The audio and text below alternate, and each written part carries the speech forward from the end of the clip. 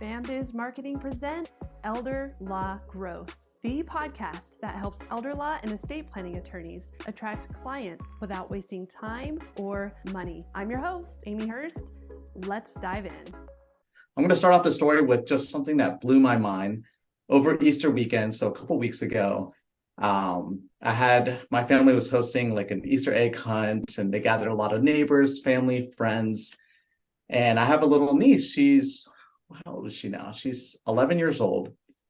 And she comes up to me. She knows I love YouTube. YouTube's like one of my favorite things. And she's like, hey, can I show you my YouTube account? Like, I'm recording videos. I had never known that she was recording videos. The first thing I noticed was that the videos were all the same thing. It was a dog that she has, a little dog. And each video was just something the dog was doing, licking their face, eating their food. What blew my mind, and it just literally blew my mind, and this is one of the reasons why I got so excited about this podcast today that Amy's hosting about consistency, is that her videos were getting 3,000 views, 5,000 views, 7,000 views. Like some were getting like 10,000 views. But what blew my mind more than anything else was the videos weren't labeled properly. Some of them were like, she didn't know anything about back-end analytics. How to properly market. Yeah, she's only 11. Mm-hmm. So she's just recording random videos of her dog and just post them. And I guess sometimes YouTube will auto-generate a title for her. Nothing was on there descripting like what was going on. She was just recording, posting. And it dawned on me immediately. More than anything, my initial thought was, just like any person that knows a little bit about YouTube, but not enough, they would say, how is this even a thing? She got lucky. That's what it is. But you don't get lucky on every video. That's not how this works. So what's been helping her out is the fact that she has just been posting every single day. For today's podcast episode, we're talking about one thing and one thing only: consistency. We have elder law and estate planning attorneys sending us messages all the time. And even the clients that we work with or people that we don't work with, people who've reached out to us on social media, they've asked this question over and over again. And that's what today's podcast episode is for. It is for those of you who've asked this question.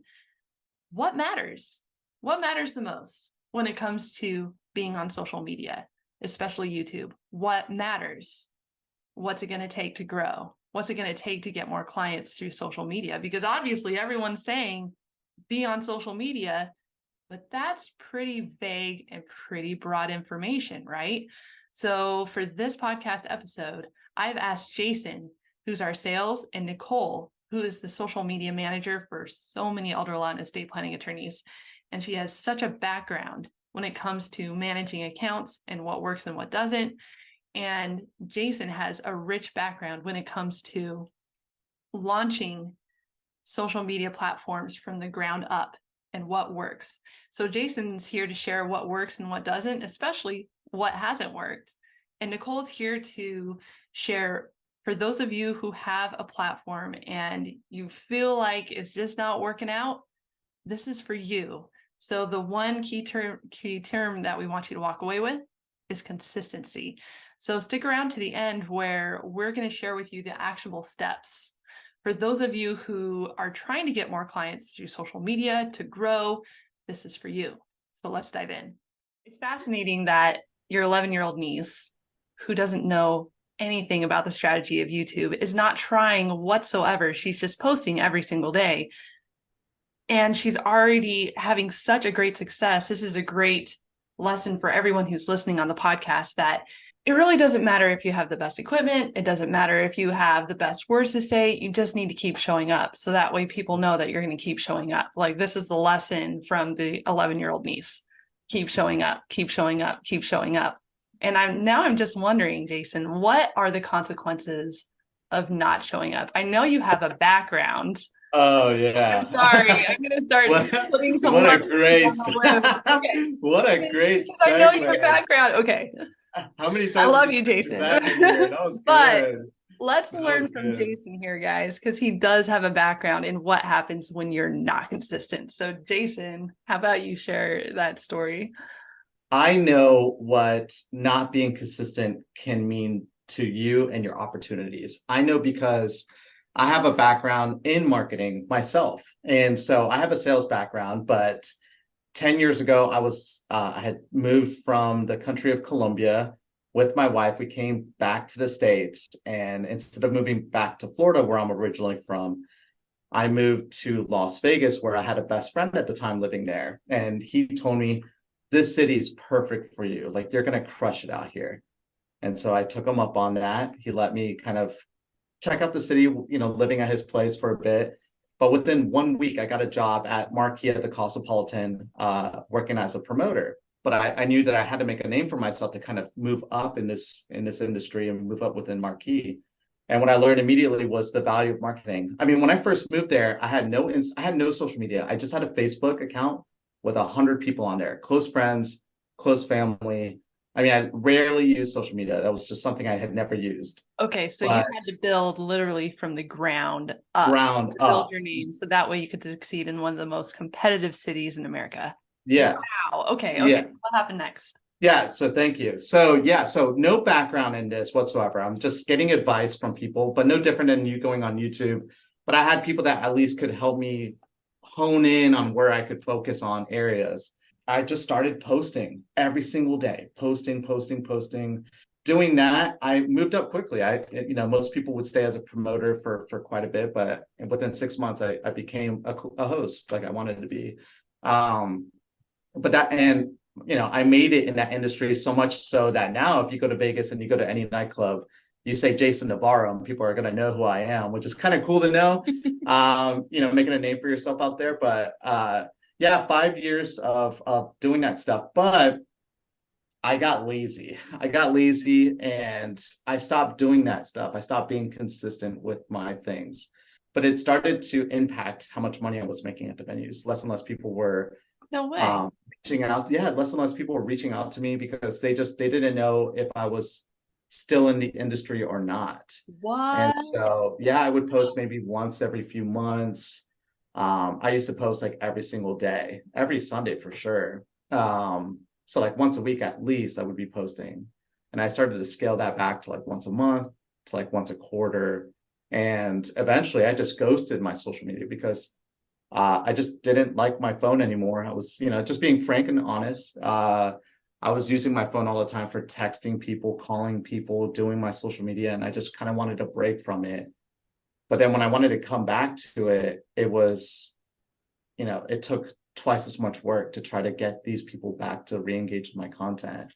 In terms of burnout, like you want to make sure in terms of like consistency and burnout that consistency is great, but consistency has to last longer than 6 months, longer than a year. Like it has to be possible and relevant to your lifestyle to consistently do, as we keep saying. But that burnout is real. So if, you're going 7 days a week, constantly doing things, and you're doing that for 6 months, of course you're not going to want to continue to do it. That's a real problem. However, if you can maintain 3 days out of a week, and you can consistently do that for 6 months, that's fantastic. That is going to build you so much credibility versus then going 24/7 all the time, because burnout is real and it's a really hard thing to get back in and get excited about again, where scaling it down but continuing to do it forever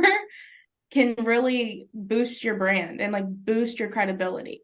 I have a feeling that's where a lot of law firms, well, you and I have both seen law firms, they start out in the beginning, it's kind of like a New Year's resolution, like, yeah, I'm going to lose like 10 pounds. Yeah. And there's all these law firms starting YouTube videos and TikTok accounts, and they're posting every day for like 12 days, and then they're gone. Yep. So I have a feeling like everyone just starts with the bar so incredibly high, and then they get burned out, and then they just stop. And actually, I see this a lot in the podcasting world.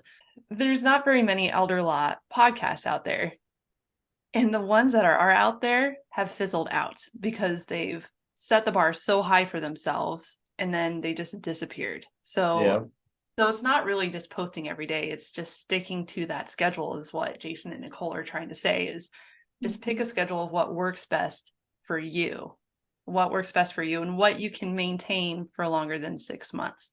One of our clients, he's very big into YouTube and he does a fantastic job. And I say that with his social media in terms of like Facebook and Instagram, where he's posting photos and things, line up with his YouTube schedule. But there was a point in time when he was very passionate and overexcited and wanted to do more on YouTube and wanted to also post 7 days a week on every single platform possible. And so he just got overly excited in terms of his social media, where he wanted to post on every single platform. He wanted to post 2 to 3 videos a week. And he also wanted to do shorts, YouTube shorts. On top of those videos, he lost viewers. He lost subscribers. He went from having 250 views of video to maybe barely breaking 30 views per video. Wow. Because he wanted to do more? Yep. What? Yep. Because it was overwhelming for people. And that's the difference between, like, Jason's niece posting dog videos. People will watch 15 minutes of dog videos, but they're not going to watch 15 minutes of legal jargon, right? Of where they feel confused, or they really don't feel connected, or they just feel like they're being sold to constantly. Yeah. And once we scaled him back to a normal posting schedule again, his views went back up.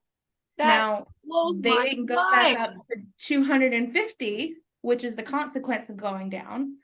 They now stay at like 100, 160 kind of range. They're not as high because he lost the people that were already there consistently. Yeah. Who were checking in on him, who had notifications, subscribed, all of that fun thing, all the fun things that you want, the bell, you want to have people coming back. He had already lost those people. Just because he wanted to do more. Because he wanted to do more. Wow. So that's like two opposite ends of the spectrum. There's not posting consistently, but then there's posting too much. Too much. Yeah. Wow. Okay. Well, let's I hope the listeners out there are like, okay, so now I don't have to post 7 days a week. Yeah. So hopefully this sends you guys some relief that us as a professional marketing team, we're sharing the behind the scenes of what happens when an elder law or an estate planning attorney wants to do too much. It can actually backfire on you big time. So there you go. This kind of leads into it being a time saver for you as well. You've spent some time now to address a concern, answering what a will or a probate is, why someone should have that, issues that you're going to be going through with Medicaid. You're answering these questions on a day-to-day basis with potential clientele you're going to pick up. Now that you've had that video recorded, though, now you can use that as a means to outreach and send to people that haven't used your services yet, but you have their information, either their email or phone number, and you can send them out this information. Be like, hey, check this out. This is something I recorded that definitely targets exactly what your pain point is, what you're struggling with right now. Here's a little video that answers some questions for you, but if you need more questions answered, click that link, schedule some time with me. Let's do a free consultation. Let me help you. And the more you give people the ability to find you, the more potential clients you're going to be picking up as well. And that's the biggest. Like that's exactly how Paul Rabelais started. Paul Rabelais, as our listeners probably know, he's the #1 estate planning attorney on YouTube. And I had the great pleasure of interviewing him not too long ago. And he told me exactly his story is not sexy at all. And I'm quoting him exactly because he said that. He's like, my story is not sexy at all. I can't even remember how many subscribers he has now, but it's ridiculous how many people want to. Over 180, I believe. Yeah, it's a lot. 180,000, right? Thousand, yeah. 180. Oh my gosh. And when I interviewed him, he had only 90,000. That's how fast he's climbing. All right, everybody. So Paul started because didn't want to keep answering the same question, especially with his staff. So he would, at the end of each workday, he kind of like what Jason was just saying, after a conversation he had with a client, he would sit down with his phone, record the question that he had to answer, and be like, okay, I'm going to put this on YouTube for my staff and to help train staff. And then when someone would call his office, the staff would then send that video to the potential client and say, hey, Paul's not available right now, but he actually just answered this question on his YouTube. And that's how he quickly climbed, was that. Yeah. And that's all there was to it. Like, that's all there was to it. He actually has 240,000. Okay. 240. And this is the wild thing about just marketing in general, especially when it comes to social media platforms, is that it's gonna start slow. It really does start slow. It's like a small little snowball. You can't expect to go viral overnight. And I think that's the miscommunication that TikTok has sent, and Reels and even Shorts, is that people, like, there are some people that just expect to go viral overnight. No. And it's not gonna happen. I think it's important to piggyback though on content. Your content needs to be the right thing for your audience. You can post random things all day long, right? Post a selfie if you're out and about, you know what I mean? Like, but if it's not right for your audience, it's never going to connect, and you're never going to speak to people. You're never going to speak to your audience. They're never going to fully trust you.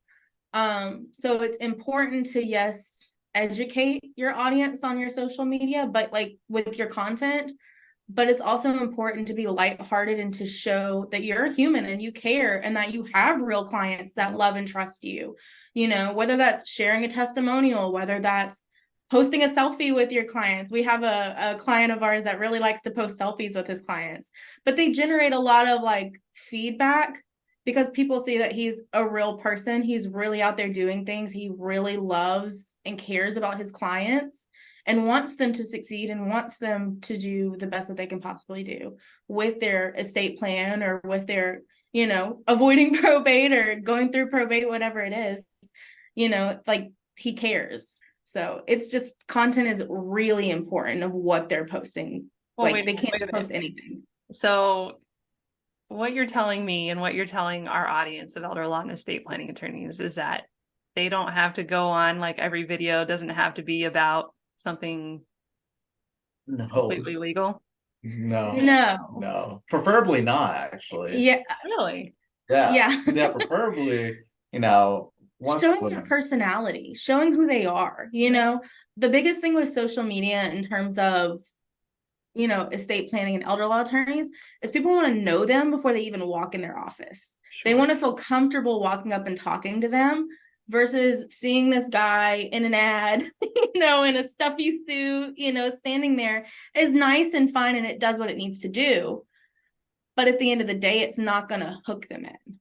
Sure. It's not going to make them feel like they can trust them before they even walk in the door. So now these attorneys are having to work even harder to build that trust, where had they just utilized their social media to begin with and really shown who they are, shown their personality, shown their team, these people can walk in and be like, oh yeah, I saw her on your social yesterday. She was awesome. She's a great receptionist, or, she's a great assistant, or you have a really great team. I really enjoyed you did that community event. That really spoke to my heart. Like, that's things true. Like that.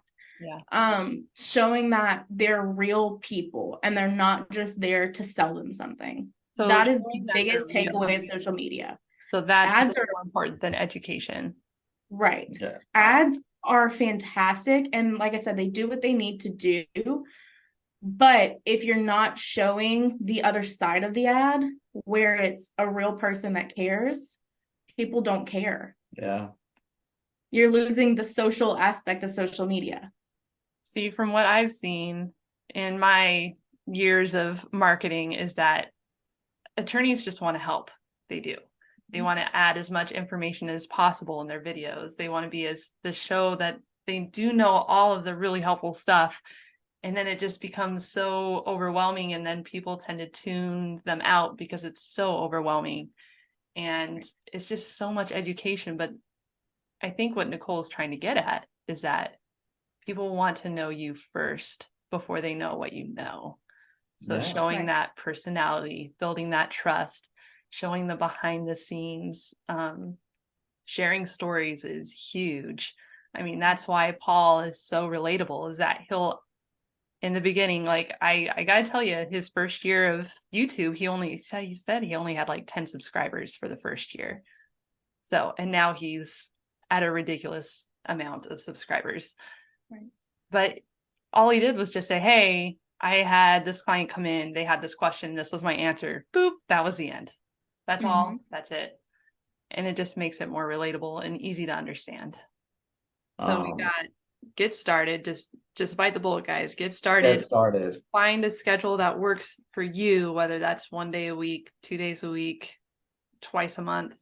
Stick us with a schedule, right?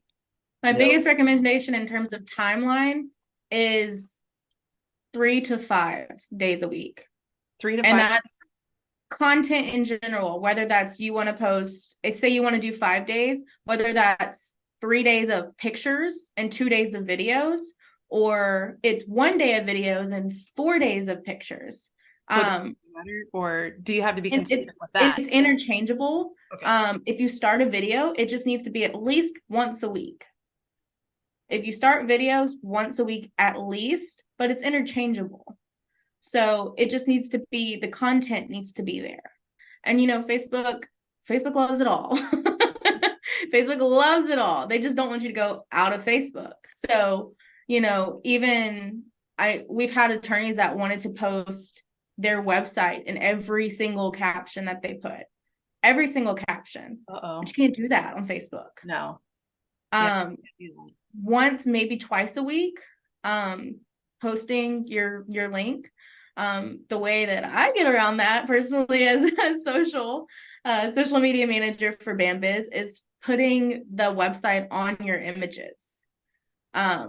Instead of putting this, logo that you have, which is fantastic. Your logo is great, but posting your website always leaves that front of mind.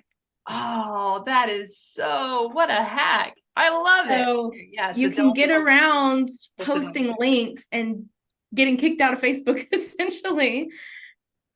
Like, our attorneys can do themselves a disservice by not speaking with their clients, not responding to messages timely. Yeah. Like that consistently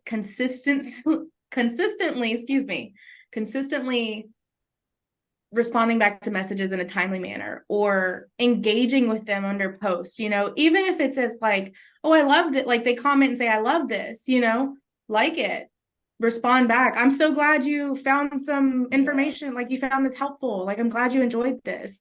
It's important not only to be consistent on getting started and creating that timeline. It's important to be consistent in speaking and engaging back with those who are reaching out to you. Yeah. So that's another big, key thing in social, in terms of being consistent, is making sure that you're engaging in a timely manner, not 3 weeks from today, but just being on top of it, and not necessarily being in there 24/7, but maybe take 10 minutes out of your day, Okay, so let's wrap this up in a nice, pretty little package for our listeners and give them some actionable steps. So now we know what happens when you're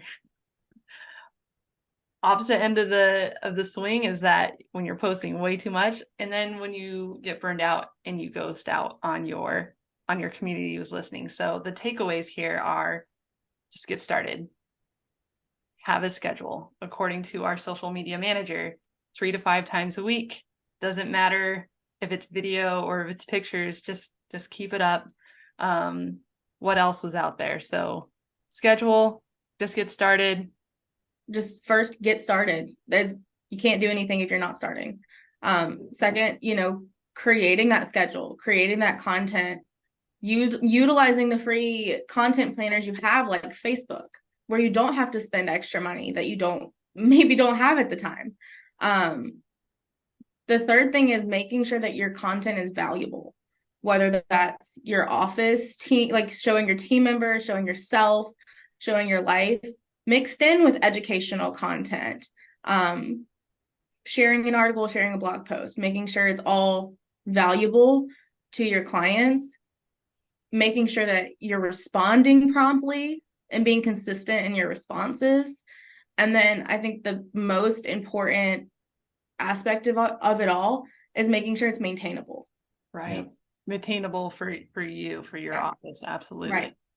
And if you don't get anything else out of this, the biggest thing that I can say in terms of consistency is consistency builds trust. It builds your trust. It builds your reliability without you really having to do a lot. Kind of like the 11-year-old niece who posted videos every day, and now she has a ridiculous amount of people looking at her dog. Yeah, exactly. Just like, exactly. I can't believe it. We are a professional team, and here's an 11-year-old girl who's posting her dog. And now, could you imagine if she actually took the time? Yeah. Right. Or had a team of people behind her, right, managing her content for her. Right. Insane. Yeah. Should be unstoppable. Yeah. Unstoppable. So, unstoppable. It probably probably the biggest takeaway with Paul, with the number one attorney on YouTube, is he had a completely separate reason. Like, he didn't post to grow his network on YouTube. He posted to help his staff, and because he didn't want to keep answering the same question. And that was what made him consistent, and that's what made him want to keep posting, because it actually saved him time later on, and it helped train his staff, which obviously saves everyone money and time all around. So he had he had a whole separate reason that had nothing to do with getting popular. He didn't care about that at all. So maybe having that other reason to help you stay consistent will help solidify everything for you. So Nicole, Jason, thank you so much for joining me. This has been such a treat to have all three of us here sharing our tidbits of what we've learned, and hopefully for our listeners, just get started. Thank you guys so much. Thanks for listening to the Elder Law Growth Podcast, the place to be for all things marketing for elder law and estate planning law firms. If you liked this podcast, please leave us a review wherever you are listening to this podcast. If you'd like to outsource your marketing to our team, go to bambiz.net and book a free call with us today.